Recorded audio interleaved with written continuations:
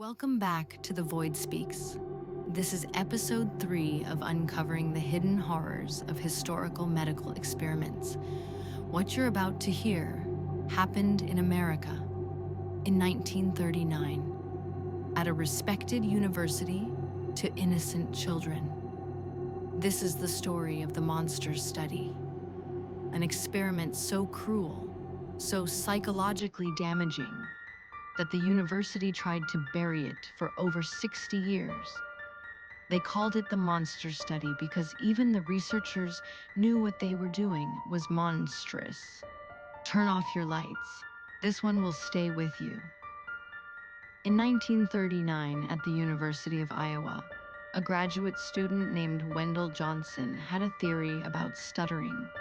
He believed that stuttering wasn't caused by physical defects.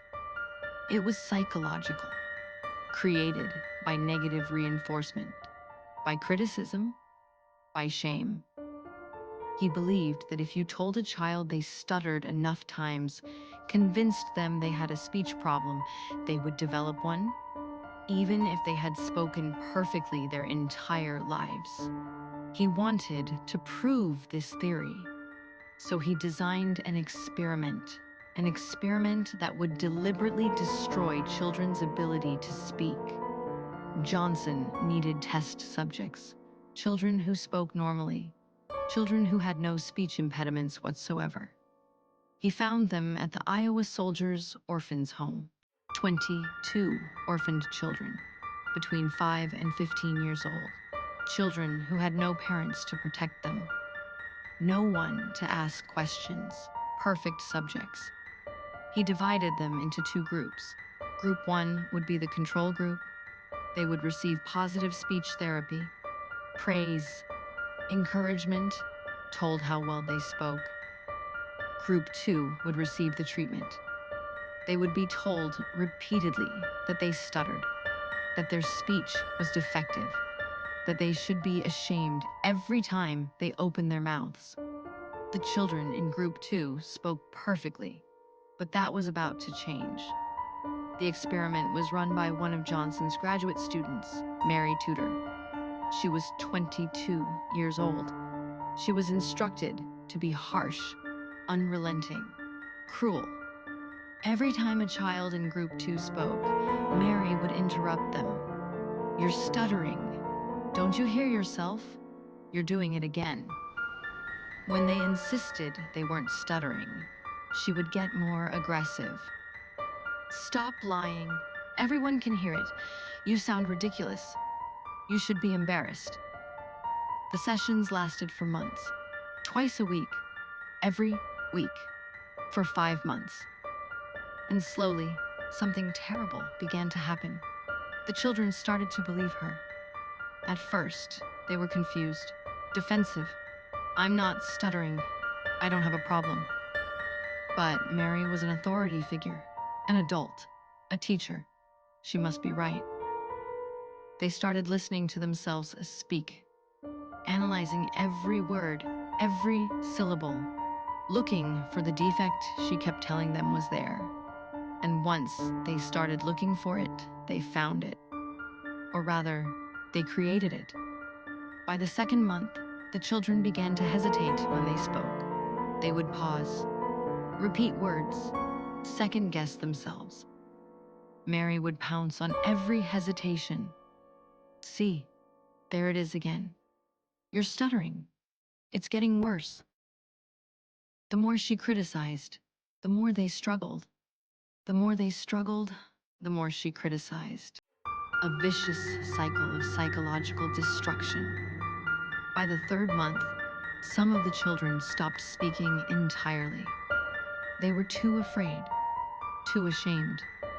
One girl, 6 years old, would only communicate by pointing. Another child developed such severe anxiety that she would vomit before the sessions. The experiment ended after 5 months. Mary Tudor wrote her thesis. Wendell Johnson reviewed the results. The experiment had worked exactly as planned. Normal, healthy children had been turned into anxious, stammering, psychologically damaged individuals. Children who had spoken perfectly their entire lives now struggled to form basic sentences. Johnson had proven his theory. But there was a problem. The damage was permanent. Even after the experiment ended, even after Mary Tudor stopped the negative reinforcement, the children couldn't recover. The psychological trauma was too deep.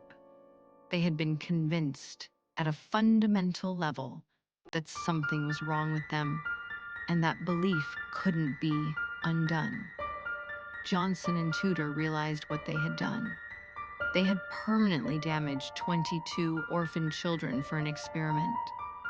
So they made a decision. They buried it. The results were never published. The thesis was hidden. The children were never told it had been an experiment. They were allowed to believe that their speech problems were real, that something was genuinely wrong with them, because telling them the truth would mean admitting what had been done to them. The University of Iowa sealed the records. For 62 years, no one knew the monster study had happened. But the children knew something was wrong. They grew up struggling with speech impediments that hadn't existed before 1939. They went through their entire lives believing they were defective. Some sought speech therapy for decades. Therapy that never worked because the problem wasn't physical. It was psychological damage inflicted deliberately by trusted adults. One survivor, now in her 70s, described what it was like. I thought I was broken.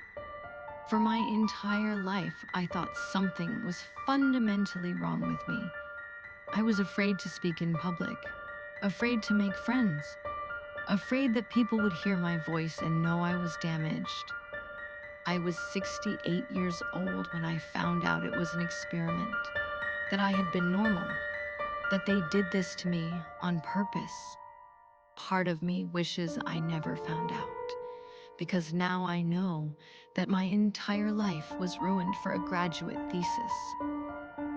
In 2001, a researcher at the University of California discovered references to the monster study in archived documents. She investigated. She found the hidden thesis, the sealed records, the list of test subjects. She contacted the survivors. 6 were still alive. When she told them the truth, that it had been an experiment, that they had never actually had speech problems, some of them didn't believe her. They couldn't believe her. Because accepting the truth meant accepting that their entire lives had been shaped by a lie, that decades of shame, anxiety, and struggle had been inflicted on them deliberately. For science, the University of Iowa issued a formal apology in 2001, 62 years after the experiment. They called it regrettable. The surviving test subjects sued. The university settled for just over $900,000, split between 6 people, $150,000 each, for a lifetime of psychological damage, for childhoods destroyed, for decades of shame and fear that should never have existed. The lead researcher, Wendell Johnson, never faced consequences. He went on to have a successful career in speech pathology. He died in 1965, his reputation intact, his secret buried. Mary Tudor, the graduate student who conducted the sessions, lived until 2013. She never spoke publicly about the monster study, not once.